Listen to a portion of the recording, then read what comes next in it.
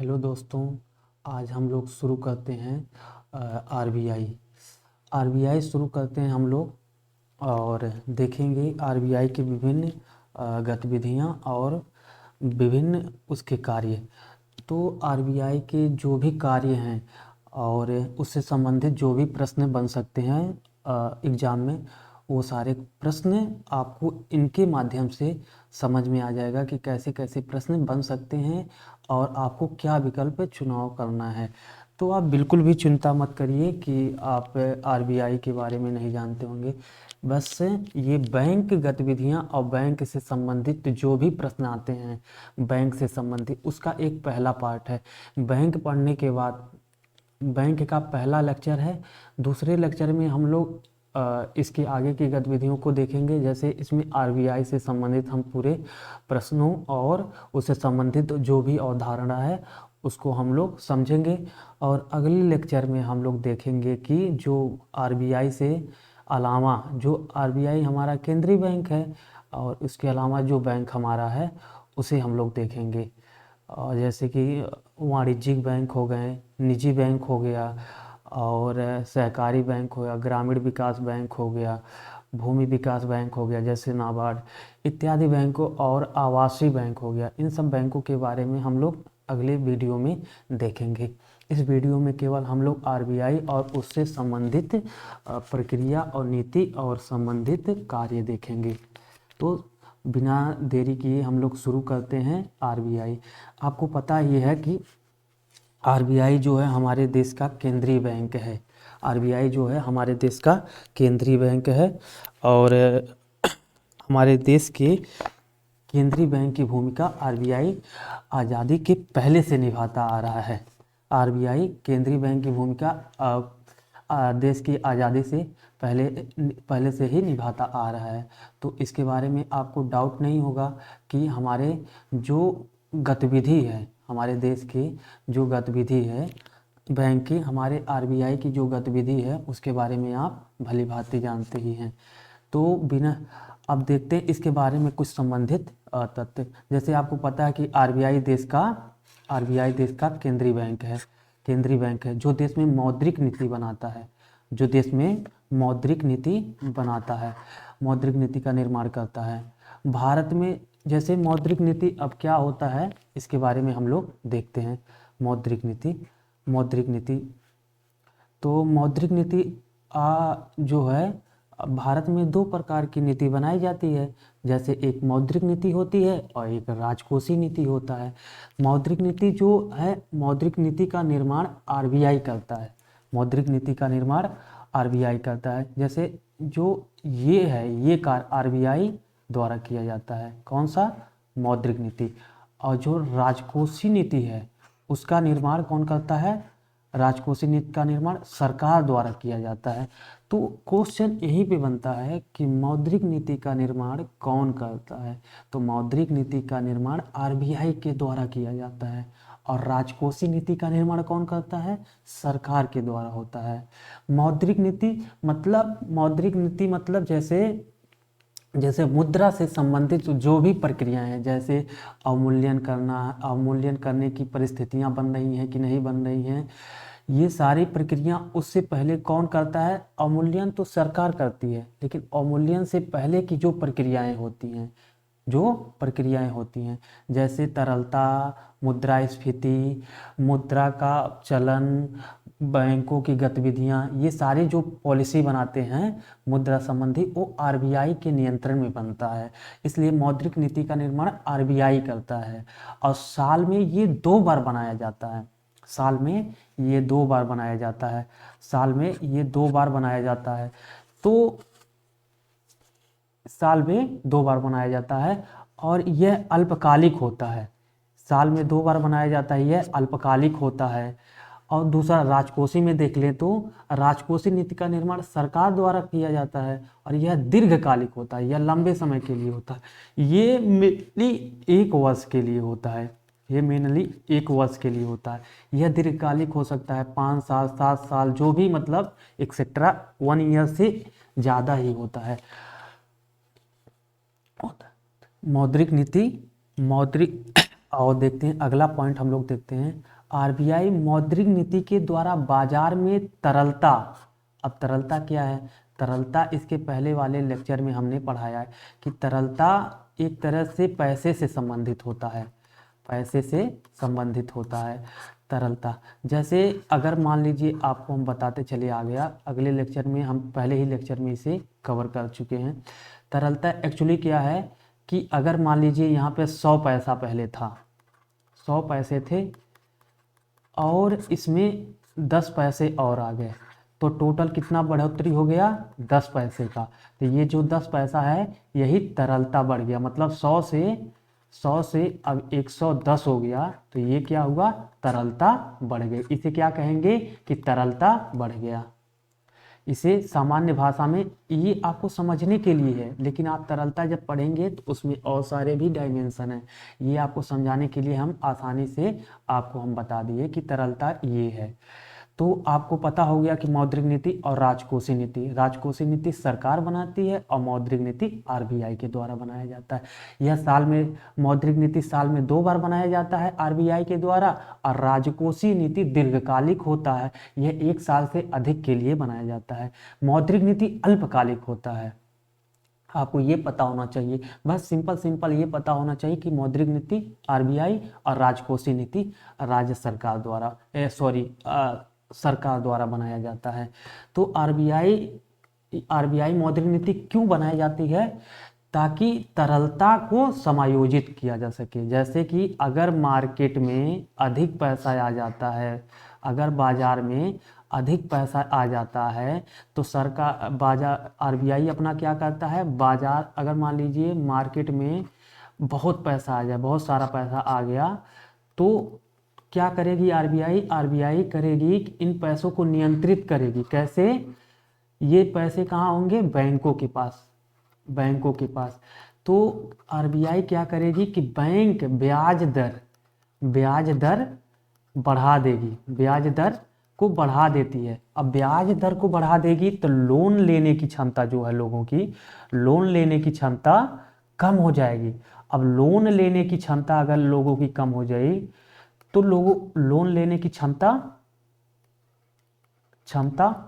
अगर कम हो जाती है, कम हो जाएगी, तो अब बताइए लोग मांग करेंगे? जब पैसा ही नहीं रहेगा तो खरीदार कोई क्यों करेगा? जब पैसा ही नहीं तो काहे का खरीदारी भाई? पैसा ही नहीं है तो खरीदारी क्यों?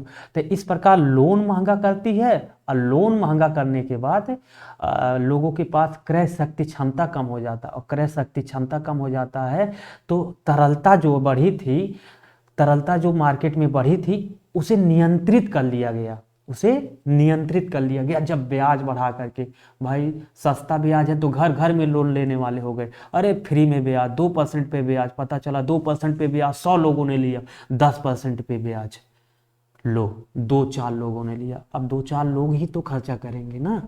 अब 2% हो गया तो 100 लोग ले लिए, तो 100 लोग खर्च किए, 10 की जगह 100 लोग खर्च कर रहे हैं, तो 100 लोग खरीदेंगे तो डिमांड बढ़ जाएगा, तो डिमांड बढ़ जाएगा, तो डिमांड बढ़ जाएगा तो जानते हो जैसे ही डिमांड बढ़ा लोग महंगा करके बेचना शुरू कर देंगे, मतलब मुद्रास्फीति बढ़ गई। तो इन सारे चीज़ों को समायोजित, मतलब संतुलित करने के लिए क्या करता है आरबीआई? मौद्रिक नीति का निर्माण करता है। उसके अलावा डिफ्लेशन, कभी कभी क्या होता है, कभी कभी क्या होता है, आपने देखा होगा कि हमारे मार्केट में कभी कभी क्या, जैसे कोविड काल में सारे जो वर्कर थे, काम करने वाले, वो हर जगह से वापस चले आ रहे थे, और वापस चले आ रहे थे तो आपको पता है कि उत्पादन घट गया होगा। उत्पादन जब घट जाएगा तो लोगों को न तो रोजगार मिलेगा और न तो आय मिलेगी। अब इससे समस्याएं उत्पन्न हो सकती हैं। क्या क्या? हम आपको बताते हैं कि मान लीजिए कि ये कंपनी है, मान लीजिए कि ये कंपनी है, ये कंपनी में 100 लोग काम करते हैं। कई लोग? 100 लोग। अब 100 लोग काम करते हैं तो 100 लोगों को रोजगार मिला है, लेकिन अब बताइए मंदी आ गई। मान लीजिए जैसे कोविड काल, जैसे कोरोना था उसी तरह कोरोना काल आ गया, तो कोरोना में क्या हुआ, लोगों का रोजगार छिन गया। मतलब सबसे पहले क्या हुई, कंपनी बंद हो गई। कंपनी बंद हो गई तो 100 लोग बेरोजगार हो गए, 100 लोग बेरोजगार हो गए। अब 100 लोग बेरोजगार हो गए तो 100 लोग वापस आ गए, मतलब 100 लोग बेरोजगार हुए। अब क्या हुआ, ये 100 लोग काम करना बंद किए, बेरोजगार मतलब 100 लोग काम करना बंद कर दिए, मतलब उत्पादन घट गया, उत्पादन घट गया, उत्पादन कम हो गया। अब उत्पादन कम हो गया, आप सोचिए अगर उत्पादन कम हो गया तो फिर क्या होगा, उत्पादन कम होगा तो जो वस्तुएं हैं, हाँ जो वस्तुएं हैं वो दोहरा प्रभाव पड़ सकता है ना, या तो महंगा हो गया, महंगा हो गया, हो जाएगा। उत्पादन कम होगा तो जो बची हुई वस्तुएं हैं वो महंगा हो सकती हैं, हो जाएगा ना, जो बची हुई वस्तुएं हैं वो महंगा हो सकती। दूसरा क्या है कि ये 100 लोग जो बेरोजगार हुए हैं, ये अगर मान लीजिए इसी तरह देश के स्तर पर देखा जाए, पूरे देश के स्तर पर देखा जाए, तो इनके पास पैसा भी तो नहीं है ना खरीदने के लिए, पैसा भी तो नहीं है खरीदने के लिए। अब पैसा भी नहीं है खरीदने के लिए तो ये क्या करेंगे, खरीदेंगे ही नहीं, मतलब मांग ही नहीं करेंगे कि मुझे चाहिए कोई सामान। अब मांग ही नहीं करेंगे तो बताओ, जब मांग ये नहीं करेंगे कोई, मतलब इसी तरह, मतलब ये मैं 100 लोगों को लेकर के चल रहा हूँ, आप इसी तरह पूरे देश के लिए सोचिएगा। तो ऐसे पूरे देश ही, भाई किसी के पास रोजगार ही नहीं है, पैसे नहीं है, तो मांग कैसे करेगा, मांग नहीं करेगा तो उत्पादन, फिर यही प्रक्रिया होगी, मांग नहीं करेंगे तो उत्पादन घट जाएगा, क्योंकि जब मांग ही नहीं है तो उत्पादन नहीं करेगी, कंपनी नहीं करेगी, उत्पादन नहीं करेगी तो लोगों को रोजगार नहीं मिलेगा। अब रोजगार नहीं मिलेगा तो लोगों के पास आय नहीं होगा, लोगों के पास आय नहीं होगा, और आय नहीं होगा तो क्रय शक्ति नहीं होगी, मतलब खरीदने की क्षमता नहीं होगी, खरीदने की क्षमता ही नहीं, और खरीदेंगे नहीं, खरीदेंगे नहीं, खरीदेंगे नहीं तो मांग वही होगा। मतलब इस प्रकार सर्कुलर इकोनॉमी बन जाती है, सर्कुलर व्यवस्था बन जाती है, मतलब दुर्व्यवस्था बन जाती है, एक तरह से कहा जाए तो ये सर्कुलर दुर्व्यवस्था बन जाती है। अब सर्कुलर दुर्व्यवस्था बन गया तो सरकार क्या करती है, आरबीआई क्या करती है, इस स्थिति से, इस गंदे स्थिति से निकलने के लिए हमारी आरबीआई क्या करती है, फिर ये क्या करेगी, सस्ता ऋण देना शुरू करेगी। क्या करेगी, सस्ता ऋण देना शुरू करेगी। अब सस्ता ऋण देगी, जो ऋण पहले 10% पर हजार था, जो 10% पे ब्याज दिया जाता था, उस ऋण को अब हमारी आरबीआई कह रही है, उस ऋण को अब कह रही है हमारी आरबीआई क्या करेगी, 2% पर देने के लिए प्रोत्साहन करवाएगी, अपने वाणिज्यिक बैंकों के माध्यम से 2% पर देने के लिए कार्य करेगी। मतलब जैसे जो आरबीआई है वन बाकी बैंकों को नियंत्रित करती है, तो आरबीआई क्या करेगा कि इनसे 2% या सस्ता ऋण देने के लिए प्रक्रिया को आगे बढ़ाएगी। अब 2% पे दे, मतलब ये एग्जाम्पल है, वो 2 हो सकता है, 3 हो सकता है, 4 हो सकता है, कुछ भी हो सकता है, हम आपको बताने के लिए ऐसा कह रहे हैं कि ये 2% पे देने के लिए। अब 2% पे ब्याज देने के लिए कहेगी तो अब 2% पे ब्याज देगी, और पहले 10% पे देते थे। अब 2% पे जैसे ही हुआ, हजारों लोग लोन लेना शुरू कर देंगे, हजारों लोग लोन लेंगे। जैसे ही लोन लेना शुरू करेंगे लोग, उनके पास पैसा आया, मतलब उनके पास मुद्रा बढ़ गया। अब मुद्रा बढ़ गया, पैसा बढ़ गया तो उनके पास क्रय शक्ति आ गई।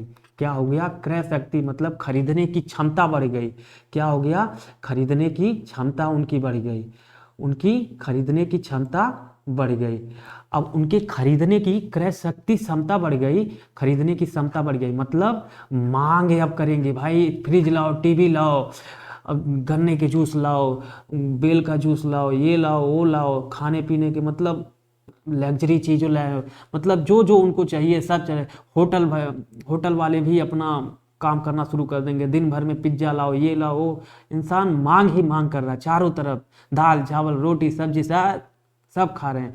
अब इस प्रकार भाई जब मांग डिमांड कर रहे हैं, गाड़ी मोटर ट्रैक्टर सब कुछ चाहिए भैया, अब इसी प्रकार वो लोग जब करेंगे, अब मांग कर रहे हैं तो अब क्या होगा, जैसे ही मांग करेंगे मतलब उत्पादन, अरे भाई उत्पादन करो, उत्पादन करो, दाग के एकदम पूरा चारों तरफ उत्पादन, फिर से क्या करेंगे, जो कोरोना काल में जो रोजगार छीने थे जिन लोगों का, गांव आए थे जो लोग, अब फिर से वही मुंबई, दिल्ली, कलकत्ता, बनारस, छपरा, बलिया, मऊ पहुंचेंगे, भैया मुझे भी रोजगार दो, मुझे भी रोजगार दो, आओ आओ आओ जल्दी आओ, उत्पादन तो करना है, लोग मांग कर रहे हैं, मांग कर रहे हैं। तो इस प्रकार डिफ्लेशन से निपटने के लिए सरकार हमारी आरबीआई क्या करती है, चीफ मनी पॉलिसी का सहारा लेती है। किसका सहारा लेती है? चीफ मतलब सस्ती मौद्रिक नीति, इसी को कहते हैं सस्ती मौद्रिक नीति। सस्ती मौद्रिक नीति कहते हैं, इसी को सस्ती मौद्रिक नीति कहते हैं, समझे। इसी के विपरीत अगर देखा जाए तो डियर मनी पॉलिसी, ये जो था, इसी का जो ये तरलता समायोजित करने के लिए, जिसमें मुद्रास्फीति तथा डिफ्लेशन का नियंत्रण रखा जा सके, उसी का ये विस्तार है। आरबीआई दो प्रकार की मौद्रिक नीति है, चीफ मनी पॉलिसी और डियर मनी पॉलिसी। तो चीफ मनी पॉलिसी तो आपको समझ में आ गया, जब कोविड काल था तो इसका प्रयोग किया गया था, सस्ता ऋण दो लोगों को ताकि लोग खरीदे, लोगों के पास पैसा हो, लोगों के पास पैसा होगा, खरीदेंगे तो उत्पादन बढ़ेगा तो रोजगार मिलेगा तो आय बढ़ेगा तो फिर मांग करेंगे तो फिर उत्पादन, फिर जो जो जो दुर्व्यवस्था वाली सर्कल बना था, सेम इसी प्रकार अच्छा वाला सर्कल बनेगा, मांग वाला सर्कल बनेगा, हमारे देश की जीडीपी ग्रोथ वाला सर्कल बनेगा। तो ये था। और दूसरी तरफ अगर हम देखें तो डियर मनी पॉलिसी के बीच, ये जब डियर मनी पॉलिसी महंगी मौद्रिक नीति तब अपनाई जाती है जब देश में बहुत ज़्यादा इन्फ्लेशन हो जाए, वस्तुओं का दाम इतना ज़्यादा हो जाए कि महंगी मौद्रिक नीति का प्रयोग तब होता है जब देश में वस्तुओं का दाम इतना ज़्यादा हो जाए, जैसे देखिए इसमें क्या होता है कि वस्तुओं का दाम मूल्य बढ़ जाए, बहुत ज़्यादा बढ़ जाए, लोगों के पास इतना ज़्यादा खरीदने की क्षमता हो जाए, लोगों के पास इतना पैसा है कि वो हर जगह हर तरफ खरीदारी कर रहे हैं, लेकिन उत्पादन उसके बराबर नहीं हो पा रहा है। उनके पास इतना पैसा हो गया है, मतलब मार्केट में इतना ज़्यादा तरलता आ गई है, इतना ज़्यादा पैसा आ गया है कि लोग चारों तरफ खरीदारी कर रहे हैं। और इस खरीदारी का नतीजा ये हो रहा है कि जो वस्तु 10 रुपए में बिकता था, एक वस्तु 10 रुपए में बिकता था, वही वस्तु आज 20 रुपए में बिकने लगा, मतलब इतना दुगना महंगा हो गया। अब दुगना महंगा मतलब है कि जो वस्तु 10 रुपए में मिलता था उसी का दाम अब 20 रुपए में मिल रहा है, मतलब अपने मुद्रा का मूल्य कम हो रहा है। इसका महंगाई का मतलब सीधे पड़ता है कि अपनी मुद्रा का मूल्य कम हो रहा है। इसलिए आरबीआई क्या करेगी, तुरंत कहेगी अरे भाई, जल्दी से बैंकों के पास जाएगी और बोलेगी कि तुम लोग जल्दी से ब्याज दर को बढ़ा दो, क्योंकि मुद्रा का मूल्य घट रहा है। और मुद्रा का मूल्य कैसे घटता है? डॉलर की अपेक्षा मुद्रा का मूल्य गिरने लगता है। जैसे जैसे हमारे यहाँ महंगाई बढ़ती जाएगी, उसी प्रकार हमारे देश की मुद्रा डॉलर के मुकाबले गिरता जाएगा, हमारी मुद्रा डॉलर के मुकाबले गिरता जाएगा, जितनी ही महंगाई हमारे यहाँ होगी। इसीलिए कहा जाता है कि महंगाई एकाएक अगर बढ़ रही है तो मुद्रा का मूल्य घटने लगेगा, लेकिन धीरे धीरे अगर महंगाई बढ़ेगी, लंबे समय में बढ़ रही है, 2 साल 4 साल 10 साल 20 साल में बढ़ रही है, तो उसका प्रभाव मुद्रा को मजबूती में कन्वर्ट करने में सहायता होती है। लेकिन एकाएक अगर बढ़ रही है तो मुद्रा के मूल्य में घटोतरी होगा। तो ये सारे आपको फंडामेंटल चीज़ें क्लियर होना चाहिए। उसके अलावा हम देखते हैं कि जैसे आरबीआई की स्थापना से पहले कुछ समितियां हैं, उन समितियों के बारे में हम लोग देख लेते हैं। आरबीआई के स्थापना से पहले जो भी समितियां हैं उन समितियों के बारे में हम लोग देख लेते हैं। तो आरबीआई की स्थापना से पहले जो भी समितियां हैं आरबीआई की स्थापना से पहले जो भी समितियां हैं उनके बारे में हम लोग देख लेते हैं। पूछता है क्वेश्चन सीधे कि बताइए कि इसमें से कौन कौन से समिति हैं जो आरबीआई की स्थापना में उन्होंने सुझाव दिया था। तो सबसे पहले हम लोग देख लेते हैं कि जैसे कि वे कौन कौन सी समितियां। तो 1914 में, तो ये देख रहे हैं ना, अंग्रेजों के शासनकाल में ऐसा हुआ था। 1914 में पहली बार चेम्बरलिन कमेटी का गठन केंद्रीय बैंक सबसे पहले 1914 में पहली बार चेम्बरलिन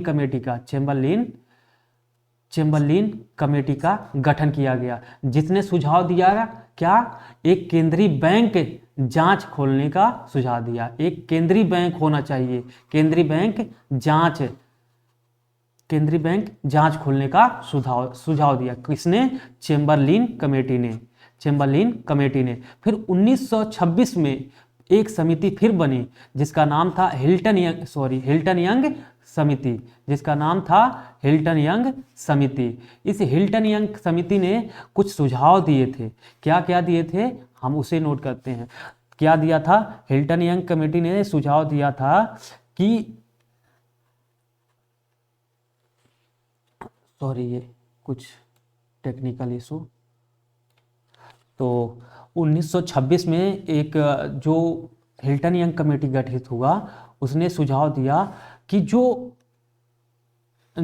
गठन सिफारिश किया 1926 में हिल्टन यंग कमेटी का गठन किया गया। इसने सिफारिश किया और उस सिफारिश के आधार पर 1930 में केंद्रीय बैंक जांच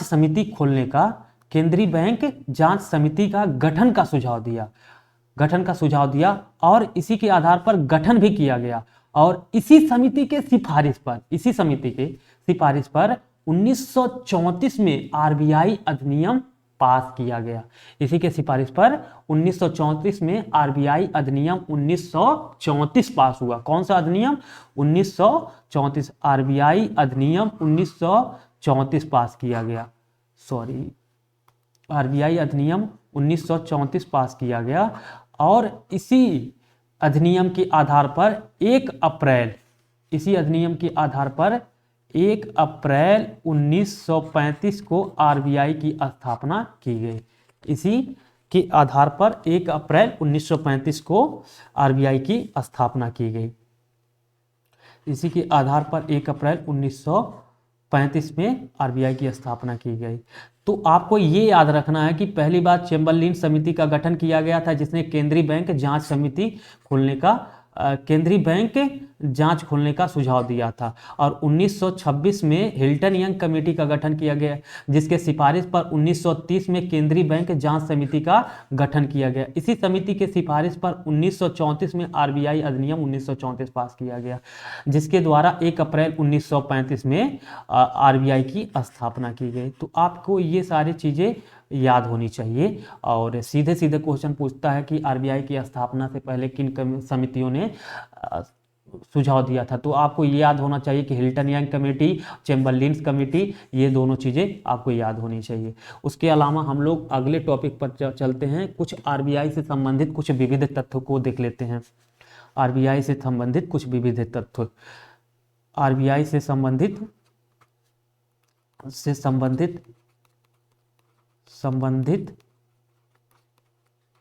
विविध तथ्य। तो आरबीआई से संबंधित कुछ विविध तथ्य हैं, उनको हम लोग देख लेते हैं। तो सबसे पहले आरबीआई का राष्ट्रीयकरण कब हुआ था? 1 जनवरी 1949 को। 1 जनवरी 1949 को। और दूसरा पॉइंट देखते हैं, 1948 तक आरबीआई बर्मा और पाकिस्तान का केंद्रीय बैंक की भूमिका निभाता था। मतलब बर्मा 1948 तक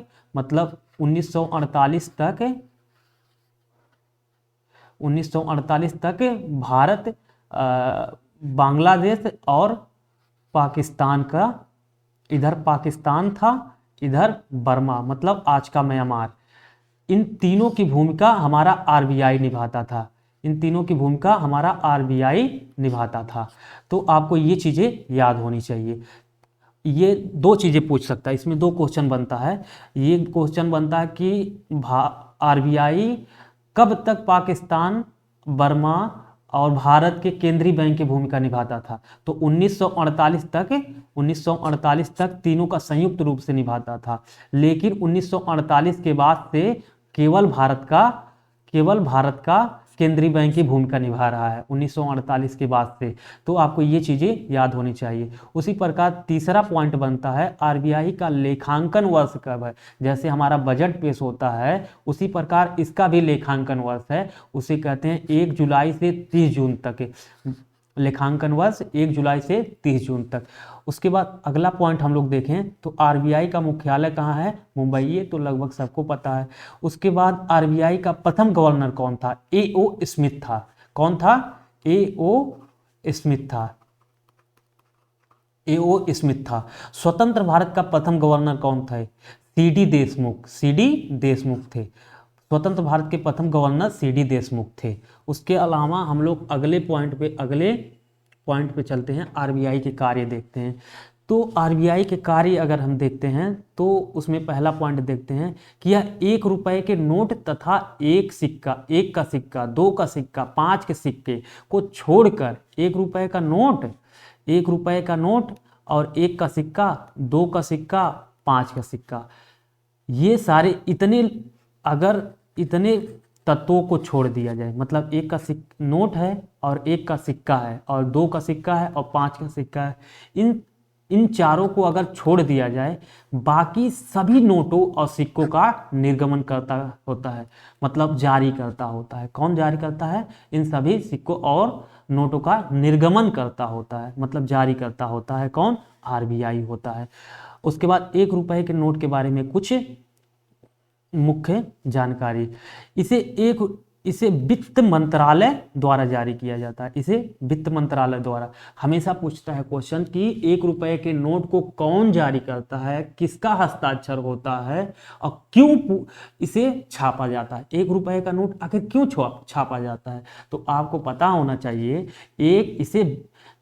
इसे वित्त मंत्रालय द्वारा जारी किया जाता है। किसके द्वारा, वित्त मंत्रालय द्वारा जारी किया जाता है। इस पर केंद्रीय वित्त सचिव का हस्ताक्षर होता है। और सरकार 1 रुपए का नोट इसलिए छापती है जब घाटे की वित्त व्यवस्था होती है, उसे पूरा करने के लिए 1 रुपए का नोट छापा जाता है। तो आपको हमेशा ये पता होना चाहिए कि 1 रुपए का नोट क्यों छापा जाता है, तो घाटे की वित्त व्यवस्था को पूरा करने के लिए 1 रुपए का नोट छापा जाता है। अब इसके अलावा और सबसे महत्वपूर्ण प्रश्न आता है कि भारत में 4 टकसाल हैं। टकसाल का मतलब ये है कि जहां पर सिक्के ढाले जाते हैं, टकसाल मतलब सिक्के ढालने के स्थान, सिक्के ढालने के स्थान जहां पर ये हमारे सिक्के ढाले जाते हैं। वे कौन कौन से जगह हैं, नंबर 1 नोएडा में, मुंबई में, कोलकाता में, हैदराबाद। सीधे प्रश्न पूछा जाता है कि कहाँ पर टकसाल हैं, बताइए। नोएडा, कलकत्ता, मुंबई, हैदराबाद, चेन्नई, उसमें से कहेगा ए बी सही है, बी सी सही है। उसके अलावा अगर क्वेश्चन बनाकर पूछता है, उसके अलावा और क्वेश्चन इसमें अगर बन सकता है तो ये 4 विकल्पों में से एक विकल्प पूछ सकता है, या 4 विकल्प देगा उसमें से एक गलत देगा, या 4 विकल्प देगा उसमें से एक सही होगा और बाकी 3 गलत होंगे। और बाकी ऐसे भी पूछ सकता है ए बी सही बा और सी डी गलत बा। वैसे भी पूछ सकता है ए डी सही बा, बाकी बी सी गलत बा। तो आपके पता होवे के चाहिए कि कौन कौन सा सही बा, कौन कौन सा गलत बा। एक सबसे बढ़िया विकल्प ई बा कि चारों के याद होवे के चाहिए, नोएडा, मुंबई, कोलकाता, हैदराबाद। रत्ती भर हमें फर्क ना होवे के चाहिए कि याद हमें कहीं कंजूसी करे के, याद करना है तो याद करना है बाबू, एकदम नोएडा, मुंबई, कोलकाता, हैदराबाद। क्योंकि हमेशा क्वेश्चन पूछता है, क्योंकि इसमें ये प्रश्न बनते हैं ऐसे यहाँ पर। उसके बाद ये भी देख लेते हैं कि नोट कहाँ कहाँ छापे जाते हैं, हमारे देश में नोट कहाँ कहाँ छापे जाते हैं। तो आपको पता होना चाहिए देवास कहाँ पर है, मध्य प्रदेश में। देवास कहाँ है? मध्य प्रदेश में। और होशंगाबाद, होशंगाबाद कहाँ है? मध्य प्रदेश में। देवास में छापे जाते हैं, होशंगाबाद में छापे जाते हैं, नासिक में छापे जाते हैं और सालगोनी में छापे जाते हैं। सालगोनी कहाँ है? कोलकाता। तो यहाँ पर देखिए, यहाँ पे तो आसान था, यहाँ पर तो आसान थे। नोएडा भी आपको पता है, मुंबई भी पता है, कोलकाता भी पता है, हैदराबाद भी पता है, लेकिन इसमें कुछ थोड़ा थोड़ा कन्फ्यूजन लग रहा है। आपको देवास शायद ना पता हो, सालगोनी आपको ना पता हो, नासिक आपको पता है, होशंगाबाद आपको कन्फ्यूजन हो सकता है।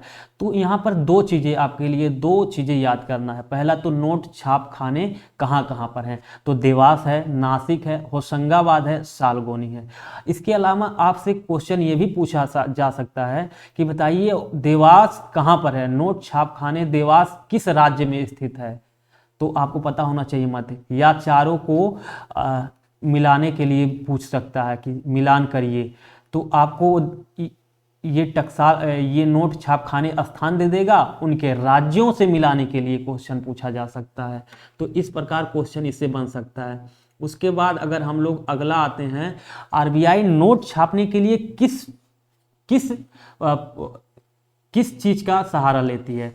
तो आपको पता होना चाहिए कि आरबीआई जब भी नोट छापती है तो मिनिमम रिजर्व सिस्टम प्रणाली, मिनिमम रिजर्व सिस्टम का प्रयोग करती है, मिनिमम रिजर्व सिस्टम का प्रयोग करती है। हमारी आरबीआई जब भी नोट छापती है, जब भी हमारी आरबीआई हमारी घाटे की वित्त व्यवस्था होती है, तो हमारी आरबीआई क्या करती है?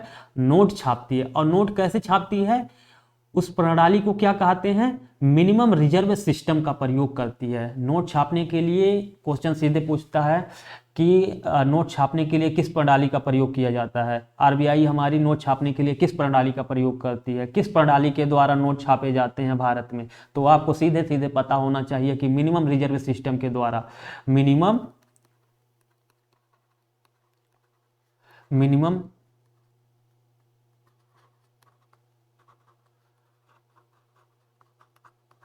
मिनिमम रिजर्व सिस्टम के द्वारा, मिनिमम रिजर्व सिस्टम के द्वारा, प्रणाली के द्वारा हमारे यहाँ नोट छापे जाते हैं। इस मिनिमम रिजर्व सिस्टम प्रणाली में क्या होता है, आपको पता होना चाहिए कि ये मिनिमम रिजर्व सिस्टम प्रणाली में 200 करोड़ होता है, 200 करोड़ का पूंजी होता है, 200 करोड़ का, जिसमें से 115 करोड़, 115 करोड़ क्या होता है? अनिवार्य रूप से गोल्ड होता है। अनिवार्य रूप से कि इस 200 करोड़ में, इस 200 करोड़ का एक फंड होगा, उसमें क्या होगा? 115 करोड़ का गोल्ड होगा, और बचा हुआ शेष, मतलब 85, 5, 90, 10, 85 करोड़, और क्या होगा? 85 करोड़ आपका सरकारी प्रतिभूति होता है, सरकारी प्रतिभूति होता है, सरकारी प्रतिभूति होता है। तो आपको मिनिमम रिजर्व सिस्टम क्या है? 200 करोड़ का एक फंड है, जिसमें 115 करोड़ का गोल्ड होना चाहिए और 85 करोड़ का प्रतिभूति होना चाहिए। ये दोनों मिलाकर आपको बिल्कुल इसमें से जरा भी रत्ती भर नहीं छोड़ना है कि क्या पढ़ें क्या ना पढ़ें। इसमें से आपको बिल्कुल ये पढ़ लेना है कि मिनिमम रिजर्व सिस्टम क्या है, जिसके तहत हमारे यहाँ नोट छापे जाते हैं। और इसमें क्या क्या होता है? इसमें 200 करोड़ होता है, 200 करोड़ में 115 करोड़ क्या होता है? गोल्ड होता है, और 85 करोड़ प्रतिभूति होता है। ये पूरी प्रक्रिया पूरी होने के बाद हमारे यहाँ नोट छापे जाते हैं, फिर आगे की कार्यवाही शुरू होती है। अब आपको हम कुछ और चीजें बताते चले। आरबीआई सभी नोटों, और कुछ आरबीआई के बारे में कुछ और थोड़े विविध तथ्य हैं। आरबीआई सभी नोटों व सिक्कों का वितरण करता होता है। आरबीआई सभी नोटों का और सिक्कों का वितरण करता होता है। केवल किसको छोड़ करके?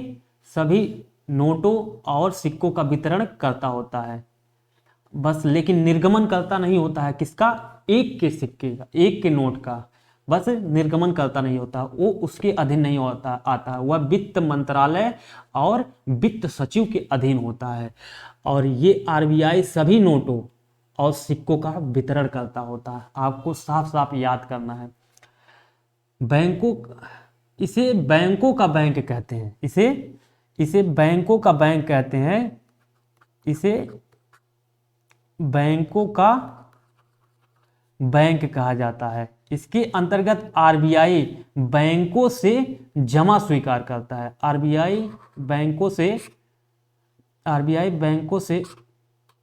से जमा स्वीकार करता है, इन्हें ऋण प्रदान करता है। किसको? आरबीआई जो होता है, आरबीआई अन्य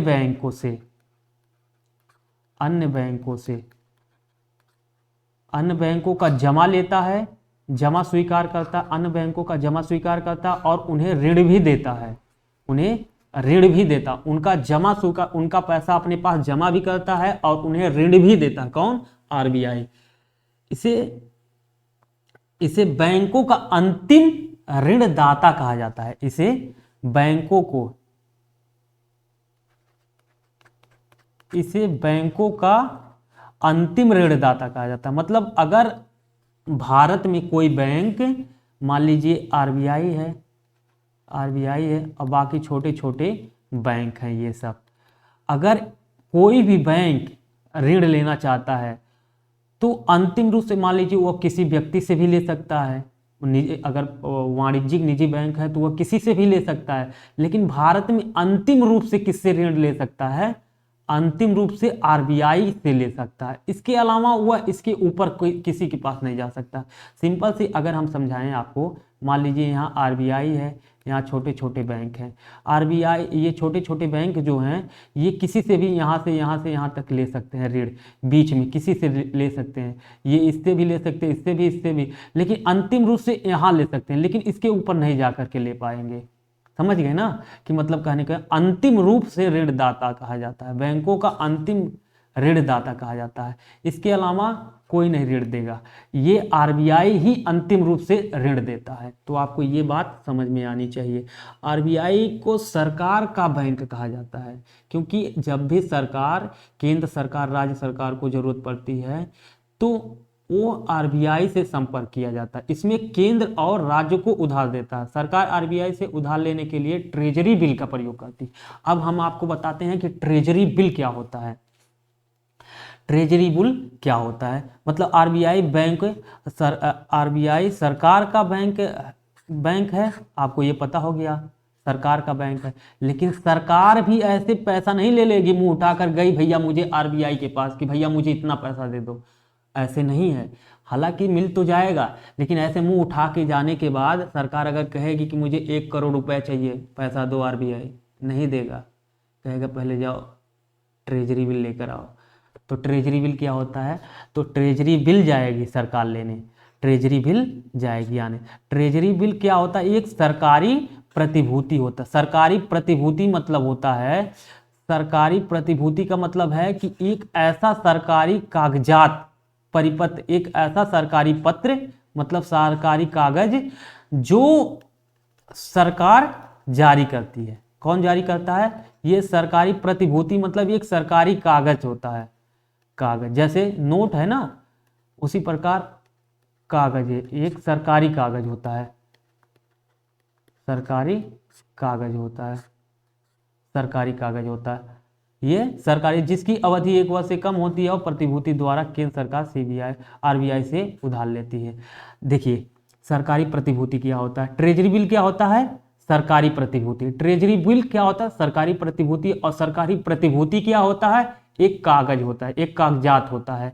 जैसे हमारे खतौनी वतौनी होते हैं ना, खतौनी होते हैं और किसी ज़मीन के कागजात होते हैं, बाकी सारे बिल जैसे बिजली के बिल होते हैं ना, उसी प्रकार एक सरकारी कागज क्या होता है, सरकारी कागज होता है जिसमें सरकार के कुछ नियम कानून लिखे हो, सरकार के कुछ प्रावधान होते हैं, मतलब धन से संबंधित।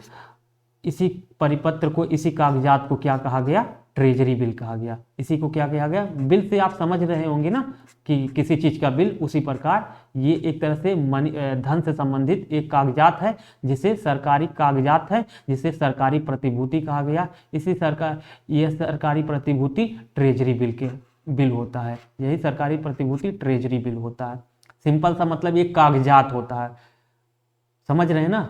तो आपको ये पता होना चाहिए। इसी के माध्यम से मतलब एक तरह से आश्वासन देती है कि हम ऐसे मुंह उठा करके पैसा नहीं ले रहे हैं, बल्कि उसके बदले कुछ आश्वासन दे रहे हैं। क्या आश्वासन है? ये सरकारी पत्र दे रहे हैं भैया तुमको, कि ये सरकारी पत्र है जिस पे आप भरोसा करो, आप भरोसे के बदले हमें आप क्या दो? ऋण दो। क्या दो? ऋण दो। समझे भैया, हम ऐसे मुंह उठाकर नहीं आए हैं पैसा मांगने आपसे, हम भिखारी नहीं हैं, हम आपको ट्रेजरी बिल दे रहे हैं, ये सरकारी पत्र दे रहे हैं भैया, सरकारी कागजात दे रहे हैं जिसमें कुछ धन संबंधी प्रावधान है। समझे? तो ये सारी चीज़ें हो गई। उसके बाद अब आपको पता होना चाहिए कि ये ट्रेजरी बिल के माध्यम से सरकार आरबीआई से ऋण लेती है। अब क्वेश्चन आपसे क्या पूछेगा कि बताइए कि सरकार आरबीआई से ऋण किससे लेती है, कैसे लेती है? तो आपको पता होना चाहिए कि सरकार आरबीआई से ट्रेजरी बिल के माध्यम से ऋण लेती है। समझ में आ गया? और ट्रेजरी बिल क्या होता है, कोई पूछे तो कह दो एक सरकारी प्रतिभूति, सरकारी परिपत्र, कागजात होता है जिसमें धन संबंधी होता है, जो धन संबंधी कागजात होता है। उसके बाद आपसे पूछा जाएगा कि यह 1 वर्ष के लिए जारी किया जाता है। तो आपसे पूछा जाएगा ट्रेजरी बिल कितने दिन के लिए जारी किया जाता है? अधिकतम 1 वर्ष से कम होता है। ट्रेजरी बिल की अवधि 1 वर्ष से कम होती है। ट्रेजरी बिल की अवधि 1 वर्ष से कम होती है। इसी प्रतिभूति के माध्यम से सरकार से ऋण लेते हैं। अब देखो ट्रेजरी बिल 3 प्रकार से जारी किए जाते हैं। नंबर 101 होता है, 91 दिन के लिए जारी किया जाता है, और एक 182 दिन के लिए, और एक 364। एक दिन बचा है 1 साल में, मतलब 1 साल से कम होता है, इसलिए 1 साल से कम होता है। अब याद करने का तरीका क्या है? 91 दूना 182, 182 दूना 364, मतलब गुणे करते चले जाओ तो आपको याद होता चला जाएगा। 91 दूना 182, 182 दूना 364। समझ गए?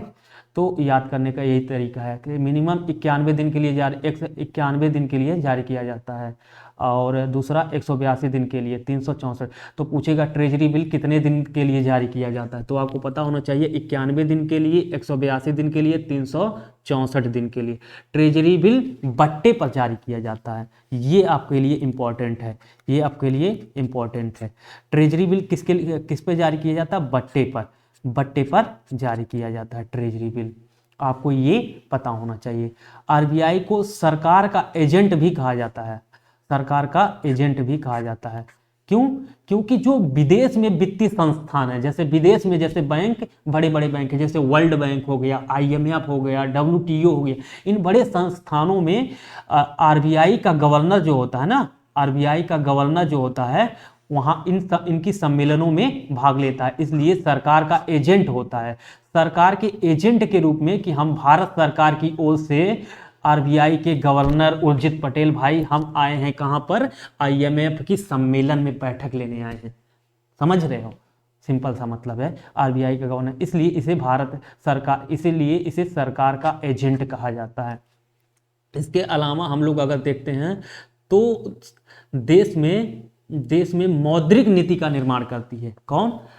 मौद्रिक नीति का निर्माण करती है। आपको पता ही है देश में मौद्रिक नीति का निर्माण आरबीआई करती है, आपको पहले ही बता चुके।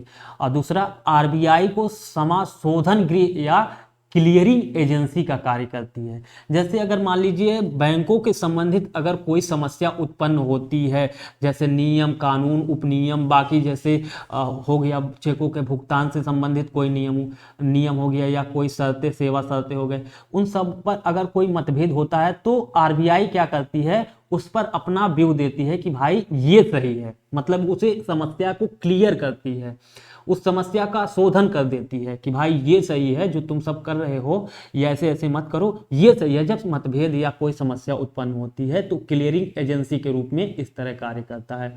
यही लिखे हैं। आरबीआई सुनिश्चित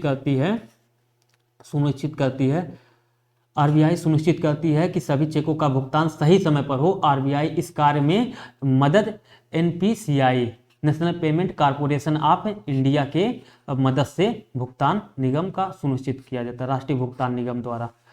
अब हम पढ़ते हैं विदेशी मुद्रा भंडार। विदेशी मुद्रा भंडार में अगर हम लोग बात करें तो यह चार घटकों से मिलकर आपने बार बार सुना होगा विदेशी मुद्रा भंडार, भारत का विदेशी मुद्रा भंडार इतना है, इतना है, उतना है, इतना है भाई। लेकिन आपने सुना होगा कि इस विदेशी मुद्रा भंडार में क्या क्या शामिल होते हैं, क्या क्या मिलके विदेशी मुद्रा भंडार बना है हमारा। तो आपको पता होना चाहिए विदेशी मुद्रा भंडार जो है हमारा है, उसमें चार चीज़ों से मिलकर बना है। एक तो विदेशी मुद्रा भंडार है, तो उसमें आपको तो पता होना है कि विदेशी मुद्रा, सॉरी इसमें विदेशी छूट गया लगता है, इसमें विदेशी मुद्रा परिसंपत्ति, विदेशी मुद्रा, सॉरी यहां लिखते हैं, सॉरी इसमें क्या होगा, इसमें होगा ये होगा विदेशी मुद्रा, विदेशी मुद्रा होती है। पहला विदेशी मुद्रा होती है। और इस विदेशी मुद्रा में भी सबसे ज्यादा क्या होता है, 75% डॉलर होता है। कितना होता है, 75% डॉलर होता है। इस विदेशी मुद्रा में 75% डॉलर होता है इस विदेशी मुद्रा का। तो पहला हो गया क्या, विदेशी मुद्रा। दूसरा क्या होता है, पहला विदेशी मुद्रा होता है, दूसरा गोल्ड होता है। SDR स्पेशल ड्रॉविंग राइट कहते हैं इसे। अभी हम आके आपको पढ़ा रहे हैं कि स्पेशल ड्रॉविंग राइट क्या है। इसमें क्या होता है, स्पेशल ड्रॉविंग राइट होता है। चौथा reserve with IMF, reserve with IMF है, रिजर्व विथ IMF। हम आपको ये सारे चीज़ें आगे पढ़ाएंगे कि वर्ल्ड बैंक, IMF, WTO, ये सारे जो हैं एक बार पढ़ा देंगे आपको, कभी नहीं छूटेगा। तो विदेशी मुद्रा भंडार हमारा किस किस चीज़ों से बना है, एक तो विदेशी मुद्रा परिसंपत्ति से बना है, मतलब विदेशी मुद्रा उसमें शामिल है। कितना शामिल है। और उस विदेशी मुद्रा में 75% क्या है, डॉलर है। दूसरा क्या है, गोल्ड है। तीसरा क्या है, SDR है। SDR मतलब special drawing right, SDR special drawing right है। तीसरा रिजर्व विथ IMF, ये छूट गया था थोड़ा सा, ह्यूमन एरर हो गया भाई, सॉरी। रिजर्व विथ IMF है। उसके बाद हम लोग ये चार चीज़ें आपको याद होनी चाहिए। अब हम लोग SDR के बारे में पढ़ लेते हैं थोड़ा सा। SDR मतलब स्पेशल ड्रॉविंग राइट, हम आपको बताएं, इसे हिंदी में कहते हैं विशेष आहरण अधिकार। इसे कहते हैं विशेष आहरण अधिकार, विशेष आहरण अधिकार। आपको दो चार बार ऐसे पढ़ लेने से आपको क्लियर हो जाएगा कि मतलब आसानी से, विशेष आहरण अधिकार। तो आपको करना क्या है, आपको करना क्या है कि ये जो विशेष आहरण अधिकार है, ये विशेष आहरण अधिकार है जो आपको इसके बारे में थोड़ा सा जानकारी, यह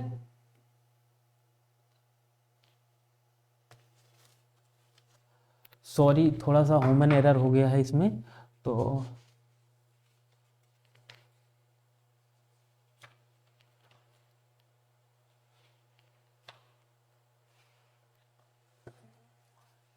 कितनी नहीं, सॉरी ये कितनी नहीं, ये कृत्रिम है, सॉरी ये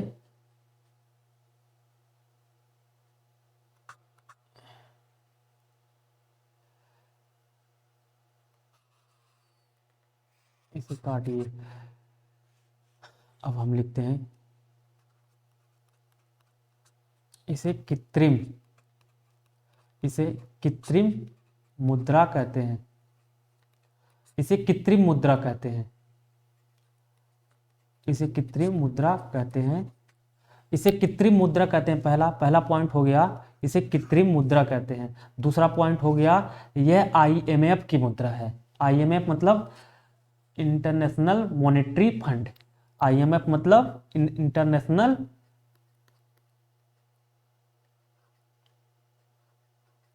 IMF, इसे इंटरनेशनल मॉनेटरी फंड की मुद्रा कहते हैं।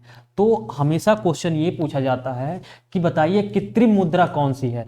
तो आपको टिक करना है SDR को। SDR को कृत्रिम मुद्रा कहा जाता है। IMF की मुद्रा कौन सी है, SDR। तो आपको ये दो पॉइंट याद होना चाहिए। उसके साथ साथ आपको SDR के बारे में आपको तीन चीज़ें पता होनी चाहिए। नंबर 1 कृत्रिम मुद्रा है, कृत्रिम मुद्रा है। नंबर 2 IMF की मुद्रा है। IMF क्या है? एक वित्तीय संस्थान है, का विश्व की एक वैश्विक संस्थान है जो वित्त से संबंधित कार्य करती है। IMF की मुद्रा है, IMF की मुद्रा है। तीसरा पॉइंट इसे कहते हैं कागजी स्वर्ण कहते हैं, कागजी स्वर्ण कहते हैं, कागजी स्वर्ण कहते हैं इसे कागजी स्वर्ण कहते हैं। तो ये 3 चीज आपको याद होना चाहिए। और SDR कोई अकेला मुद्रा नहीं है, बल्कि यह कई मुद्राओं से मिलकर बना हुआ है। इसमें कौन कौन से मुद्रा शामिल हैं आपको याद होना चाहिए। आपको पता होना चाहिए डॉलर कहाँ का है? USA का डॉलर शामिल है। पाउंड कहाँ का शामिल है? पाउंड कहाँ का है? पाउंड आपका ब्रिटेन का है, ब्रिटेन का है। येन कहाँ का है? यूरोप का आपका है, यूरोप का। यूरो कहाँ का? सॉरी, येन आपका जापान का है। यूरो आपका यूरोप का है। येन कहाँ का है? यूरोप का है, जापान का है, जापान, सॉरी, जापान का है। और रेनमेन भी चाइना का है, चाइना का है। तो आपको डॉलर पता हो गया USA का है, पाउंड आपको ब्रिटेन का पता है, और येन आपका जो है ये जापान का है। यूरो जो है ना, पूरे यूरोपियन यूनियन के लिए जो मुद्रा है वह यूरो है, तो ये कहाँ का है? यूरोप का है। और रेनमेन भी जो है वो चाइना का है। तो आपको ये 5 चीजें पता होनी चाहिए। क्वेश्चन यहाँ पर 5 पॉइंट एकदम आपके लिए एग्जाम के दृष्टिकोण से काफी इंपॉर्टेंट है। आपको इनके बारे में तत्कालिक रूप से याद कर लो, ना कि कल पढ़ेंगे, तत्काल याद कर लो भाई। देखो, अगर पहला पॉइंट हम लिखते हैं तो इसे कृत्रिम मुद्रा कहा जाता है। दूसरा IMF की मुद्रा कहा जाता है, इसे कागजी स्वर्ण कहा जाता है, कागजी स्वर्ण कहा जाता है। SDR बास्केट में 5 मुद्रा शामिल है। कोई पूछे SDR में कितनी मुद्राएं शामिल हैं, तो आप बताओ कि 5 मुद्राएं शामिल है। कौन कौन? डॉलर शामिल है, पाउंड शामिल है, येन शामिल है, यूरो शामिल है, रेनमिनबी शामिल है। आपको इसमें से तत्काल में याद होना चाहिए, और 5 पॉइंट आपके लिए इंपॉर्टेंट है। कागजी स्वर्ण किसे कहते हैं? वो तरीके SDR को कहते हैं। बताओ, कृत्रिम मुद्रा किसे कहते हैं? SDR को कहते हैं। किसे कहते हैं? स्पेशल ड्रॉविंग राइट को कहते हैं। किसे कहते हैं? स्पेशल ड्रॉविंग राइट को कहते हैं। IMF की मुद्रा किसे कहते हैं? SDR को कहते हैं। तो ये सारे चीजें आपको पता होनी चाहिए। आखिरी अंतिम पॉइंट, आखिरी अंतिम टॉपिक है इसका RBI का, RBI के साख नियंत्रण। साख नियंत्रण का मतलब होता है कि ऋण देना, ऋण देने पर नियंत्रण रखना, ऋण देने पर नियंत्रण रखना, उसी को कहते हैं साख नियंत्रण। ऋण देने पर नियंत्रण रखना, उसी को कहते हैं साख नियंत्रण। ये 2 तरीके से ऋण को नियंत्रित किया जा सकता है, एक मात्रात्मक साख नियंत्रण और दूसरा गुणात्मक साख नियंत्रण। मात्रात्मक साख नियंत्रण में आपको पता होगा, मात्रात्मक साख नियंत्रण में आपको, मात्रात्मक में आपको जैसे repo rate, reverse repo rate, CRR, cash reserve ratio, MSF, marginal sorry MSF शायद यही है ना, क्या है, हो गया SLR, सॉरी SLR, और ये मात्रात्मक में और कौन कौन सा आता है, सॉरी ये एग्जाम्पल के तौर पे हो गया। और गुणात्मक में अगर देखा जाए तो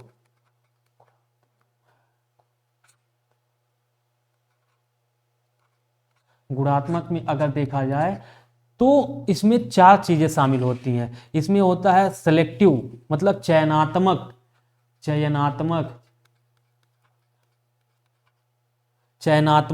साख की राशनिंग, उसके बाद नैतिक दबाव, प्रत्यक्ष कार्यवाही। ये चार चीजें इसमें होती हैं। ये 4 चीज़ें इसमें होती हैं। तो आपको पता होना चाहिए पहला कि आरबीआई साख नियंत्रण कैसे करती है। साख का मतलब ऋण देने पर कैसे कैसे आरबीआई नियंत्रित करती है। खुद तो किसी को ऋण देती नहीं है, लेकिन जो ऋण देते हैं जैसे वाणिज्यिक बैंक और निजी बैंक और जैसे कि बाकी बैंक हो गए, जैसे भूमि विकास बैंक हो गया और महिला बैंक हो गया और क्षेत्रीय ग्रामीण बैंक हो गया, ये सारे बैंक हैं। इनको नियंत्रित करती है कि बेटा तुम कितना ऋण दोगे, किसको ऋण दोगे, कब ऋण दोगे, क्यों नहीं दोगे, ये सारे चीज ऊपर से प्रभावित करता है कौन? आरबीआई। कैसे? अब देखो किसके माध्यम से? इनके माध्यम से। अब देखो क्या है, मात्रात्मक साख नियंत्रण हम लोग शुरू करते हैं पहले, सबसे पहले तो आप देखिए, देखते चलिए। बैंक रेट,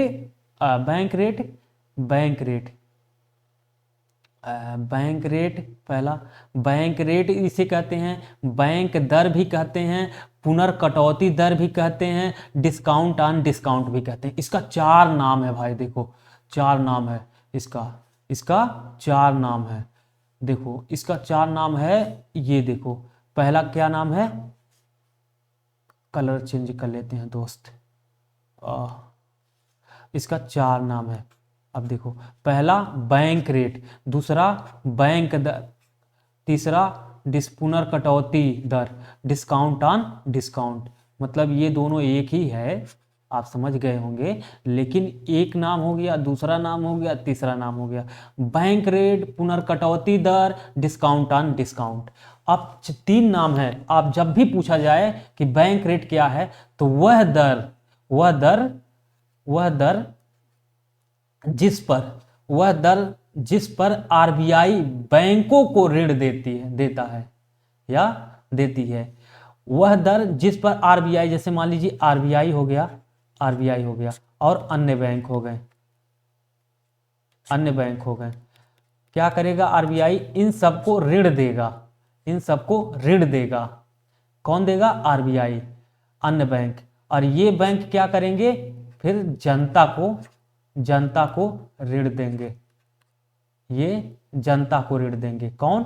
ये ऋण देंगे। मान लीजिए कि आरबीआई इन्हें 100 रुपए दी, 100 रुपए ऋण दी, 100 रुपए ऋण देना है। ये कहेंगे कि बाबू आरबीआई हमें 100 रुपए ऋण दो। आरबीआई से कहेंगे कि दादाजी हमें 100 रुपए चाहिए। तो आरबीआई कहेगा बेटा लो 100 रुपए, और 100 रुपए का चेक बना के देगा। 100 रुपए मांगे, 100 रुपए का चेक देगा, लेकिन वास्तव में ये 100 रुपए नहीं देता है। ये 100 रुपए मांगते जरूर हैं, लेकिन इन्हें देता कितना है? 90 रुपए देता है। 90 रुपए देता है, समझ गए? इन्हें 90 रुपए देता है। ये 100 रुपए मांगते हैं, 90 रुपए देता है, और 100 रुपए का चेक बना के देता है। आप हमसे 100 रुपए मांगे, हम आपको 100 रुपए का चेक दिए, 100 रुपए का उधार दिए, लेकिन वास्तव में हम 90 ही रुपए दिए। और ये फिर बैंक क्या करते हैं? ये बैंक इन्हें इस 90 रुपए का 80 रुपए ही देते हैं। इसलिए इसे पुनर्कटौती दर कहते हैं। इसलिए डिस्काउंट ऑन डिस्काउंट कहा जाता है। इसलिए पुनर्कटौती या डिस्काउंट ऑन डिस्काउंट कहा जाता है। क्यों? क्योंकि ये 100 रुपए मांगे, हम 100 रुपए अपने पापा से मांगे, हमारे पापा ने अपने कॉपी में नोट कर लिए कि हमने इस महीना इसे 100 रुपए दिया, लेकिन वास्तव में वो 100 रुपए नहीं दिए थे, वो 90 ही रुपए हमें दिए थे। और हमारे पास जब आया तो हम अपनी गर्लफ्रेंड को 90 रुपए नहीं खर्च किए, बल्कि 80 रुपए ही खर्च किया। तो इस प्रकार डिस्काउंट ऑन डिस्काउंट, 100 रुपए से 90 और 90 रुपए से 80 रुपए, तो इस प्रकार हुआ डिस्काउंट ऑन डिस्काउंट। उसके अलावा उसके बाद हम लोग देखते हैं बेस रेट। वह दर जिस पर वाणिज्यिक बैंक उपभोक्ता या ग्राहक को ऋण प्रदान करते हैं। जैसे देखो बेस रेट क्या होता है? जैसे कि ये वाणिज्यिक बैंक हैं, जैसे वाणिज्यिक बैंक, जहां से हम लोग, जैसे वाणिज्यिक बैंक जो हैं उनसे हम लोग ऋण लेते हैं, और जनता लेती है, जनता। तो जो मान लीजिए कि एसबीआई हो गया, महेंद्र कोटक बैंक हो गया, आईसीआईसी बैंक हो गया, कोटक महिंद्रा कोटक महिंद्रा, HDFC, ये सारे कौन से बैंक हैं? वाणिज्यिक बैंक है। महिला बैंक हो गई, महिला बैंक हो गया, ऐसे इत्यादि मान लीजिए बैंक हो गए। ये सारे बैंक किसको देंगे पैसा? जनता को देंगे, जनता को पैसा देंगे। किसको देंगे? जनता को पैसा देंगे। तो ये जो पैसा देंगे जनता को, उस दर पे देंगे। मान लीजिए कि ये 8%, 7%, 7%, 7%, 8% ऐसे रेट लगाते हैं, 9%, 10%, ऐसे करके ये देते हैं, उस रेट पे देते हैं। तो आपको हम बताते चलें कि ये जो 7%, 8% देते हैं, इन सब को मिलाकर क्या कहा जाता है? बेस रेट कहा जाता है। क्या कहा जाता है? बेस रेट कहा जाता है। इन्हें बेस रेट कहा जाता है। जब बैंक जनता को पैसा देगी और जिस दर पर देती है उस दर को ही बेस रेट कहते हैं या आधार दर कहा जाता है। खुले बाजार की प्रक्रिया आपको बताएं। खुले बाजार की प्रक्रिया, खुले बाजार की क्रिया, इसमें क्या होता है? खुले बाजार की क्रिया में कि जब मान लीजिए कि बाजार है, तरलता होती है। पहले सॉरी क्या होता है कि मान लीजिए ये क्या होता है कि हाँ, खुले बाजार की क्रिया में क्या होता है कि आरबीआई जो होती है ना, आरबीआई सरकारी प्रतिभूतियों का क्रय विक्रय करती है। सरकारी प्रतिभूति आपको बताएं हैं कि सरकारी प्रतिभूति का अपना कुछ मूल्य होता है। मान लीजिए कि 1000 रुपए लोन लिया गया था, तो 1000 का प्रतिभूति दिया गया था, तो आरबीआई ने सरकार को 1000 की पैसे 1000 रुपए नगद दिए थे।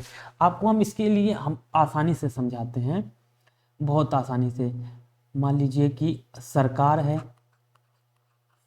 है और यहाँ आरबीआई है।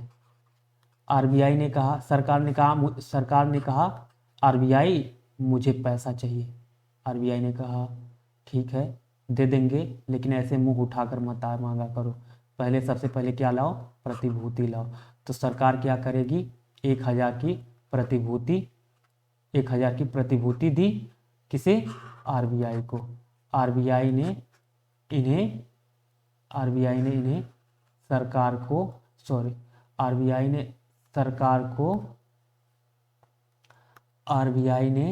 सरकार को फिर पैसा दिया।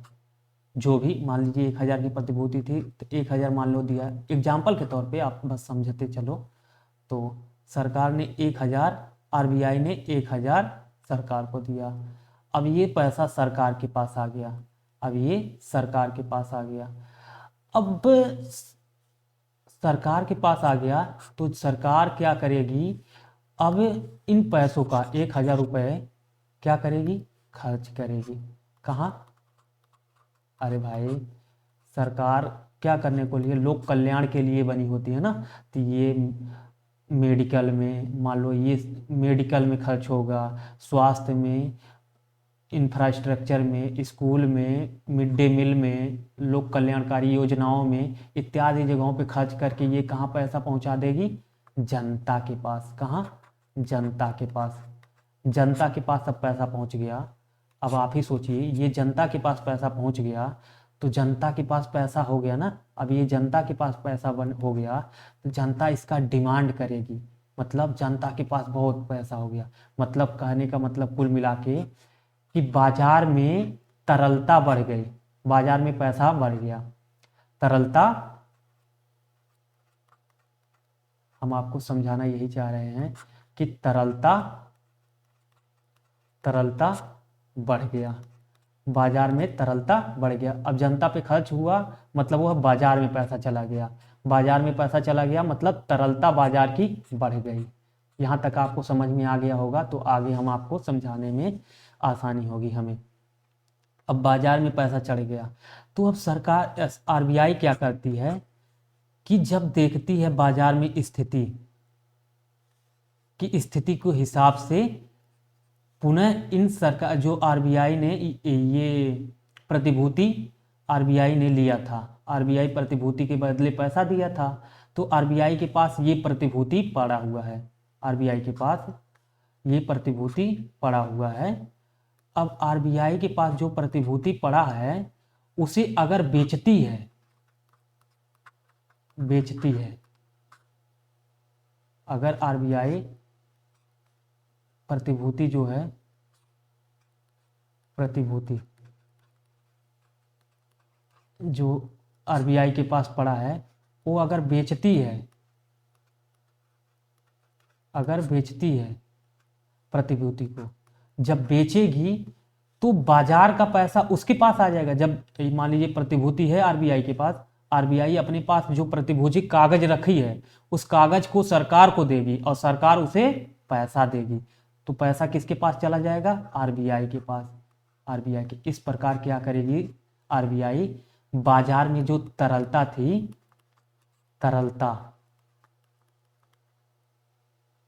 उसे कम कर देगी। अब कम कर देगी तो महंगाई नहीं बढ़ने पाएगा, समझ गए? तो महंगाई नहीं बढ़ने पाएगा। और अगर बेचती है, और दूसरा काम खरीद भी सकती है।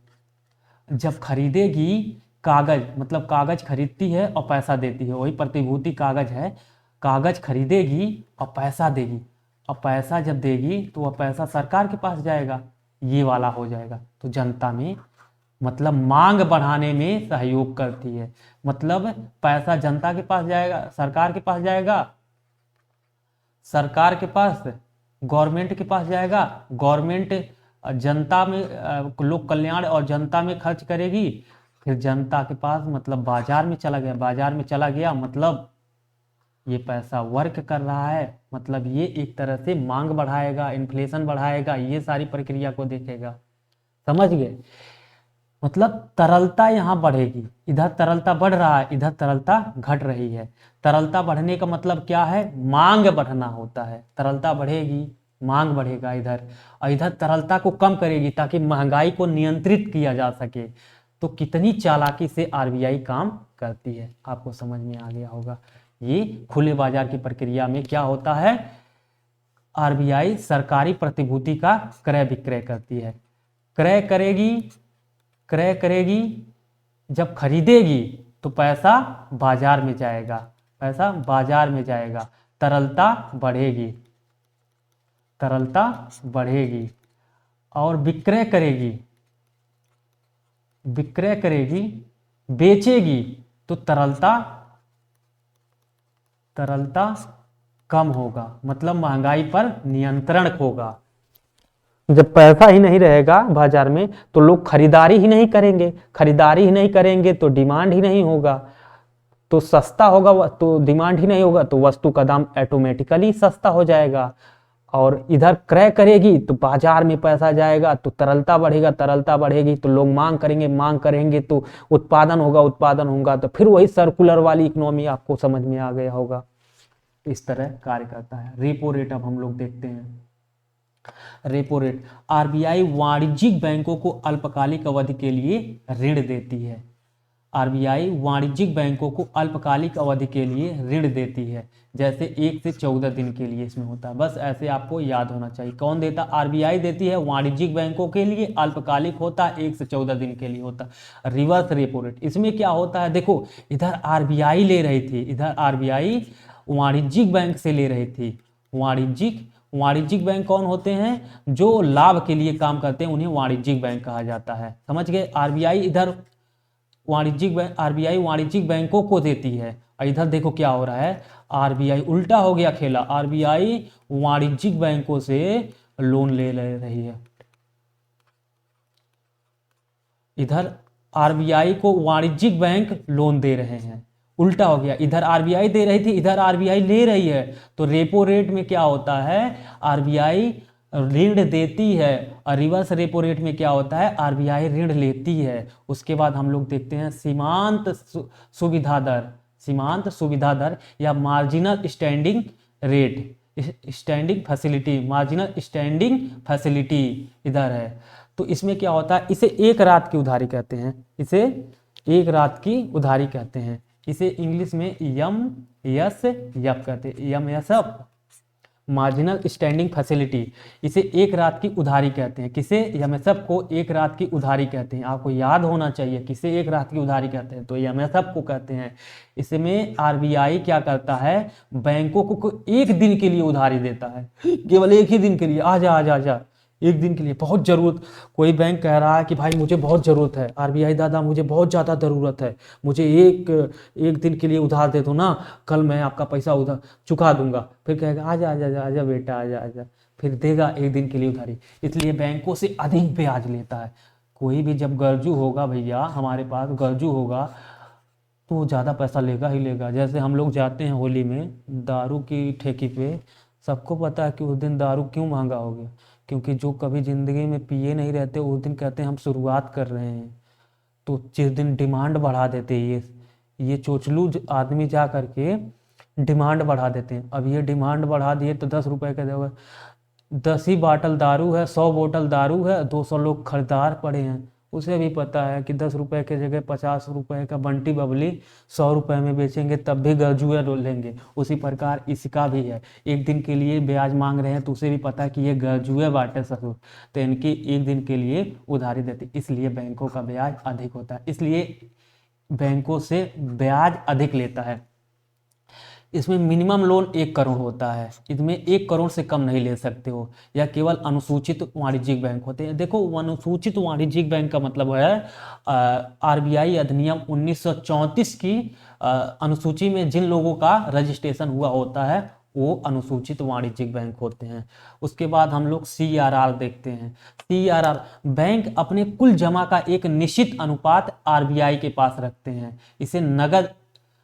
इसे नगद में इसे कैश रिजर्व रेशियो कहते हैं। CRR, कैश रिजर्व रेशियो, इसे कैश रिजर्व रेशियो कहते हैं। नगद आरक्षित अनुपात, नगद आरक्षित अनुपात इसे कहते हैं, नगद आरक्षित अनुपात कहते हैं। देखो क्या होता है कि बैंक जो होते हैं, ये वाणिज्यिक बैंक है, मान लीजिए ये आरबीआई दादा है, तो इनके पास मान लीजिए 100 रुपये जमा हुआ, 100 रुपये जमा हुआ, तो क्या करेंगे, ये 100 रुपये का कुछ प्रतिशत, मान लीजिए कि वह बदलता रहता है, कभी 4% होता है, कभी 4.5% होता है, कभी ये ऐसे बदलता रहता है, तो ये समय के हिसाब से मान लीजिए कभी कुछ और है कभी कुछ और है, तो ये जो कैश रिजर्व रेशियो है तो कभी 4% है तो कभी 8%, कभी 5% होता है। तो ये मतलब बस आपको समझाने के लिए हम बता रहे हैं। तो ये बैंक है, मान लीजिए HDFC बैंक है, HDFC बैंक है, इसके पास मान लीजिए 100 रुपये जमा हुआ, तो ये 100 रुपये का 4% कहाँ रखेंगे, आरबीआई के पास। कहाँ रखेंगे, आरबीआई के पास। ये 4% मतलब 4 रुपया, 100 रुपये का 4 रुपये कहाँ रखेंगे, आरबीआई के पास। इसी को क्या कहा जाता है, इसी को कहा जाता है CRR, इसी को कहा जाता है CRR। मतलब जितना इनके पास जमा होगा उसका 4% कहाँ रखेंगे, आरबीआई के पास। ऐसा इसलिए होता है ताकि ये सारा 100 रुपया कहीं अगर मान लीजिए ना रखा जाए तो ये सारा 100 रुपये कहाँ करेंगे, ब्याज पर दे देंगे, ऋण दे देंगे, ब्याज पर दे देंगे। इसी समस्या से निपटने के लिए सरकार आरबीआई क्या करती है कि लाओ अपने कुल जमा का 4% मेरे पास रखो पहले, ताकि कभी मान लीजिए अगर मान लीजिए ये 100 रुपये दे देते ब्याज पर, तो कहीं जिस व्यक्ति ने जमा किया उस व्यक्ति ने फिर से इनके पास आकर कहे कि भाई जो हमने पैसा दिया था बैंक महोदय मुझे वापस करिए, मुझे काम है, ये कहेंगे मेरे पास पैसा ही नहीं है, 4 दिन बाद आना, तो समस्या उत्पन्न हो सकती थी। इसलिए 4% इनके पास सुरक्षा के लिए रखा जाता है। समझ गए, इसी को कैश रिजर्व रेशियो कहते हैं, जो वर्तमान में 4% अभी है, लेकिन ये बदलता रहता है। सांविधिक तरलता अनुपात, सांविधिक तरलता अनुपात, ये सांविधिक तरलता अनुपात क्या होता है, बैंक अपने, देखो 4% तो अपने पास रखते हैं और बैंक अपने कुल जमा का एक निश्चित भाग अपने पास रखते हैं, जिसमें गोल्ड होता है और सरकारी प्रतिभूति होती है। देखो इसमें क्या होता है कि ये 100 रुपये जमा हुआ था, 100 रुपये का 4% तो आरबीआई दादा के पास जमा कर लिए, और बचा हुआ कुछ प्रतिशत एसएलआर के रूप में ये लगभग से वर्तमान में 18% है।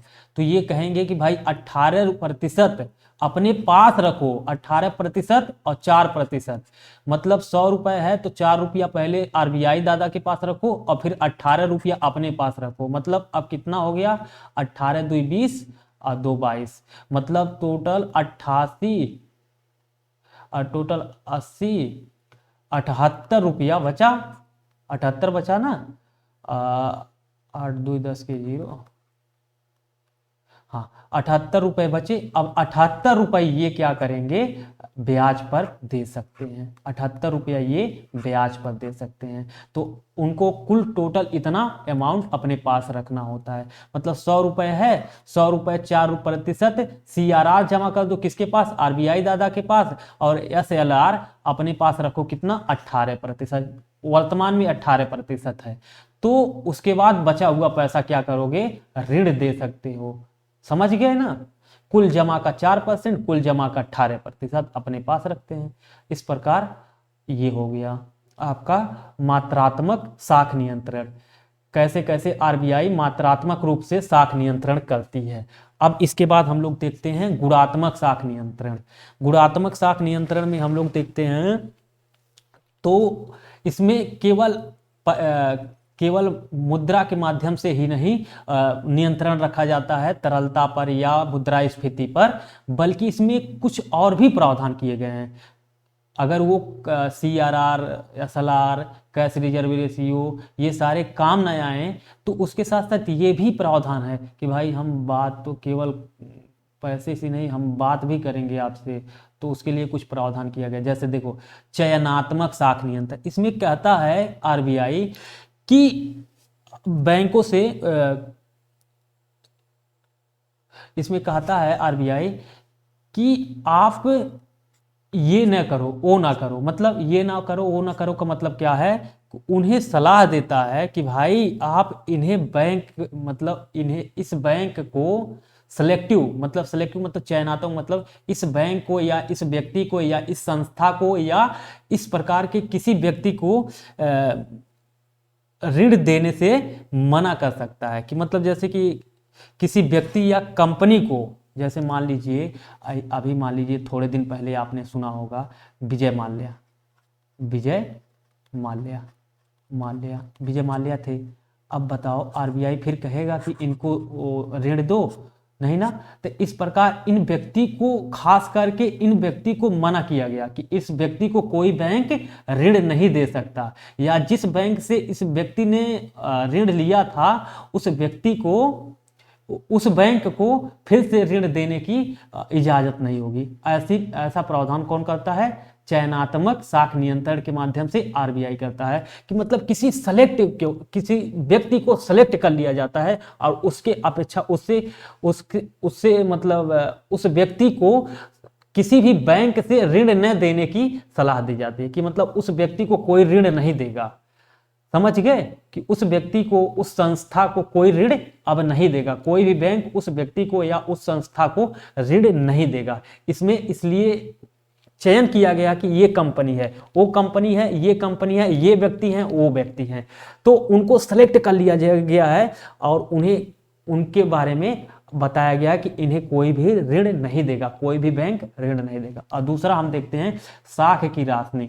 साख की राशनिंग मतलब, जैसे राशनिंग का मतलब आप पता होगा कि राशन कार्ड की दुकान, राशन आने जब जाते हैं तो उसमें फिक्स होता है ना कि आपको 10 किलो मिलेगा, 5 किलो प्रति यूनिट, 1 यूनिट पे 5 किलो होगा, आपको ऐसे डिफाइन होता है ना कि आपको डिफाइन होगा। ऐसे ये राशनिंग होता है कि ये फिक्स होता है। उसी प्रकार इसमें राशनिंग किसी व्यक्ति को या किसी बैंक को ये फिक्स कर दिया जाता है कि आप केवल इतना ही ऋण देंगे। मान लीजिए उनको और भी ज़्यादा, अब इसके पहले आप देखे होंगे SLR वाले में इतना रखना है, इतना रखना। अब वहाँ पर समझाया गया था कि बचा हुआ पैसा जो था वो कितना बचा था, ये बचा हुआ 78 रुपये बचा था 78, तो 78 रुपये ऋण देने की इजाज़त थी, लेकिन इसके बाद भी 78 रुपये में भी उनको मना किया जा सकता है कि भाई आप 78 रुपये में 78 रुपये नहीं दे सकते हो, केवल आप 10 ही रुपये दे सकते हो, क्योंकि आपका बैकग्राउंड बहुत ख़राब हो रहा है, आप गलत काम कर रहे हैं, नियमों से उल्लंघन कर रहे हैं। इसलिए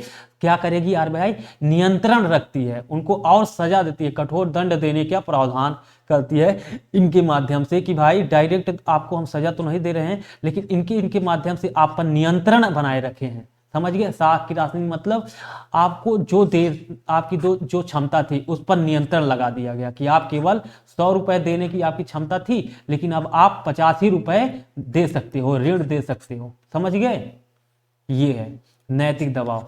समय समय पर अधिकारियों को बुलाकर आरबीआई विभिन्न अधिकारियों को, मतलब बैंक के अधिकारियों को बुलाकर उन्हें बैंक से संबंधित विभिन्न गतिविधियों, चाहे वह अंतर्राष्ट्रीय हो, अंतर्राष्ट्रीय नियम कानून हो, या अपने भारतीय संविधान के धाराएं हो, या नियम हो, या उपनियम हो, या अन्य हो, उन सब के बारे में जागरूक करता है, उन्हें नियमों कानूनों में दबाकर काम करने के लिए प्रेरित करता है कि आप इनके बारे में जानिए और इनके, ताकि आप गलत काम ना करें। जैसे देखिए, नैतिक दबाव का मतलब ये है कि भविष्य में फिर से नीरज मोदी और विजय माल्या जैसे लोग, नीरज मोदी और विजय माल्या जैसे लोगों को आप ऋण ना दो, आप भाई भतीजावाद या परिवार के चक्कर में गलत ऋण ना दो, क्योंकि एनपीए, नॉन परफॉर्मिंग एसेट जो है बढ़ रहा है, इसलिए उन्हें जागरूक किया जाता, उन्हें इस बात के लिए प्रेरित किया जाता है कि आप गलत ना करो। इसके नैतिक दबाव के माध्यम से ये होता। अब प्रत्यक्ष कार्रवाई, कभी कभी होता है कि आप इन सब करने के बावजूद, आरबीआई के इन सब कार्यों के बावजूद कोई व्यक्ति, कोई व्यक्ति नहीं, कोई बैंक मानता नहीं है। जैसे आज देखेंगे तो कई सारे बैंक हैं जो गलत काम करते हैं। जैसे अपनी एसएलआर, जो एसएलआर है, कैश रिजर्व रेशियो है, ये सारे जो उनके हैं, जितना मान लीजिए उनको 78 रुपये था, 78 रुपये था, मान लीजिए ये 78 रुपये था कि 78 रुपये आप 78 रुपये आप लोन दे सकते हो, लेकिन क्या करेंगे, ये जो 18% उनको अपने पास रखना था उसमें घपला करने लगेंगे, इसमें से भी लोन देने लगेंगे अंदरूनी रूप से, मतलब बिना बताए, बिना मतलब उसे उजागर किए, तो लालच के चक्कर में, लाभ के चक्कर में।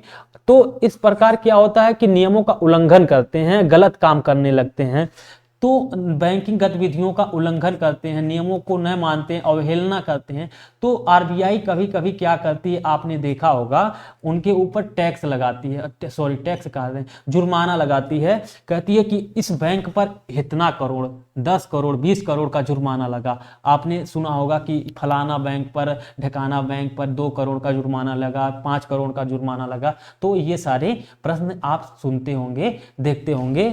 तो इस प्रकार हमारा बैंक का पहला लेक्चर समाप्त हुआ। अगला लेक्चर हम लोग फिर से मिलेंगे। तो धन्यवाद दोस्तों। बैंक